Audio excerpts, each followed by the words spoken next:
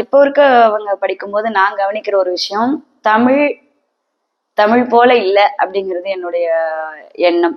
என்னன்னா அது வந்து ஒரு கொஞ்சம் ஹஸ்கியா மாறுது. அதாவது ஆர்ஜேவை நான் ஒர்க் பண்ணும்போது ஆர்ஜேவா பண்ணும்போது நம்ம அதுல கொஞ்சம் ஹஸ்கி வாய்ஸ் கொடுக்கலாம். உதாரணமா இப்ப நீங்கள் கேட்டுக்கொண்டிருப்பது மயிலிறகு, காலத்தை வென்ற காவிய பாடல்களின் தொகுப்பாக மயிலிறகு நிகழ்ச்சியில் பழைய பாடல்களை கேட்டு ரசிக்க இருக்கிறீர்கள்.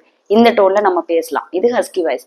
இப்ப செய்தியே நிறைய பேர் இல்ல, மேக்சிமம் நான் கேட்கும்போது, நான் எல்லா செய்தி வாசிப்பாளர்களையும் குற்றம் சொல்லல, அவங்களுக்கும் தெரியல, அதாவது அவங்களுக்கும் வேணும்னு பண்றாங்கன்னு சொல்லல, இதை கைட் பண்றதுக்கு சரியான ஆட்கள் இல்லையோ அப்படிங்கறதுதான் என்னுடைய ஒரு கவலையா இருக்கு. அப்ப செய்தி அப்படின்னா ஒரு கம்பீரம், அந்த செய்தி வாசிப்புனா ஒரு ஆளுமை, ஒரு கம்பீரம். அப்ப அது மாதிரிதான் இங்க வெளிப்படணும்.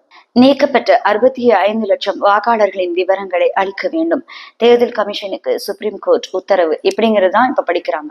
பட் இப்படி கிடையாது. அதுக்குள்ள அந்த உத்தரவு அப்படி வரக்கூடாது. உத்தரவு, அது ஊக்கு ஒரு ஒலி இருக்கு, இத்துக்கு ஒரு ஒலி இருக்கு, தாக்கு ஒரு ஒலி இருக்கு, ராக்கு ஒரு ஒலி இருக்கு, ஊக்கு ஒரு ஒலி இருக்கு. இப்ப இடையினர் ராவை எப்படி உச்சரிக்கணும், வல்லினர் ராவை எப்படி உச்சரிக்கணும், அந்த 3 சொல்லினா அதை எப்படி சொல்லுவாங்க, டன்னகரம், டன்னகரத்துக்கு நாக்கு எப்படி உள்ள போகணும், ரன்னகரம் எப்படி உச்சரிக்கணும். இந்த இந்த வேரியேஷன் முதல்ல அவங்களுக்கு தெரியணும். இந்த வேரியேஷன் தெரிஞ்சா அந்த ஒலிக்கான அழகை நம்ம சிதைக்க மாட்டோம். இது சிதைக்கிறது.